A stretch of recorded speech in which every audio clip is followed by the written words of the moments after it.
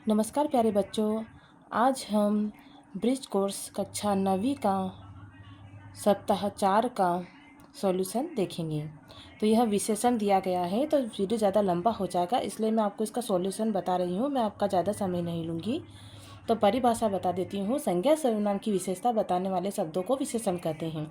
और ये विशेषण के भेद देख रखे हैं: गुणवाचक, संख्यावाचक, परिमाणवाचक, सार्वनामिक वाचक, संकेतवाचक।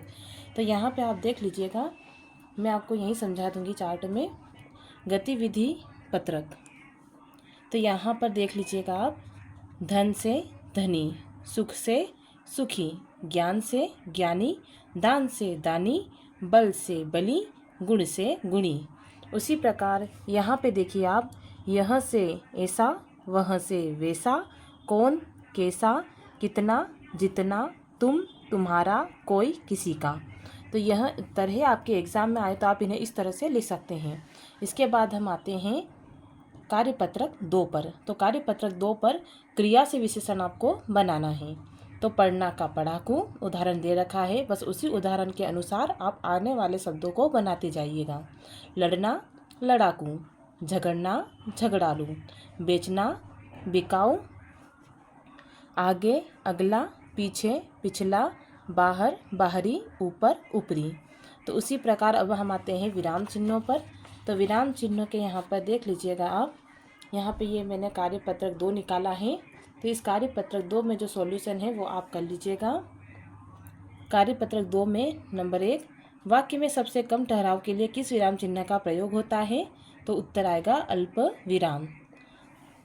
नंबर 2, जब वाक्य में किसी के कथन को जो का त्यों उद्धृत किया जाता है तो किस विराम चिन्ह का प्रयोग होता है? उद्धरण चिन्ह, जो इधर आगे और इधर लगता है। इसके बाद आता है प्रश्न नंबर 3। प्रश्न नंबर 3, प्रश्नवाचक चिन्ह का प्रयोग कहाँ होता है? तो जहाँ वाक्य में प्रश्नवाचक शब्द आया हो। इसके बाद आते हैं हम, जहाँ अल्प विराम से अधिक किंतु पूर्ण विराम से कम ठहराव हो वहाँ चिन्ह का प्रयोग होता है। तो कौन सा चिन्ह होता है? अर्ध विराम। इसके बाद आते हैं हम हमारे अगले प्रश्न पर, जो कि है यहाँ पीछे पेज नंबर 34। तो पेज नंबर 34 पर आप देख लीजिएगा, सॉल्यूशन मैंने दे रखा है। सही अल्प विराम युक्त वाक्य चुनिए। तो यहाँ पे जो सही अल्प विराम युक्त वाक्य है, पिताजी बाजार से आलू, प्याज और टमाटर लाए। गतिविधि 3, कार्यपत्रक 3 में जो देख लीजिएगा, गतिविधि 3 आपको बता रही हूँ। यहाँ पे आपको विराम चिन्हों का प्रयोग करके वाक्य बनाने हैं। तो आप इसे मन से भी बना सकते हैं, लेकिन सही बनाने के लिए मैंने यहाँ पे दे दिए हैं आपको प्रश्नवाचक चिन्ह दिया गया है। तुम कहाँ जा रहे हो? तो प्रश्नवाचक चिन्ह में आपको प्रश्नवाचक चिन्ह लगाना बहुत ज़रूरी होता है। पूर्ण विराम, मेरा नाम रमेश है।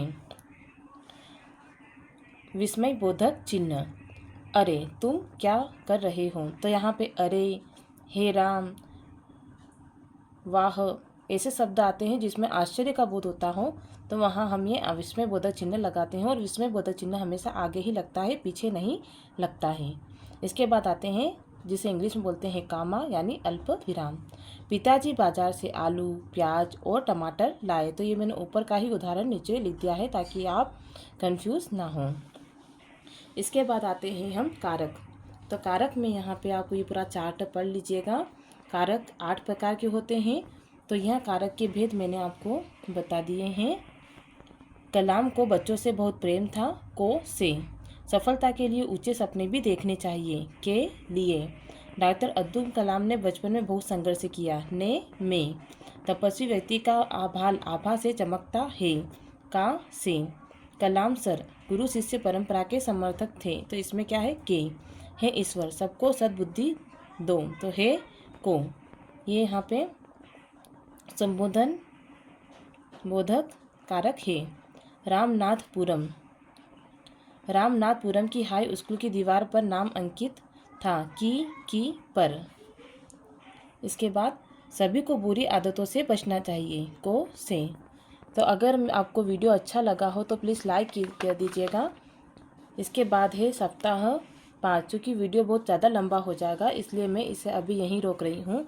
तो आप जल्दी से चैनल को लाइक और सब्सक्राइब कर दीजिएगा ताकि मैं आने वाले वीडियो की नोटिफिकेशन आपको दे सकूँ। धन्यवाद।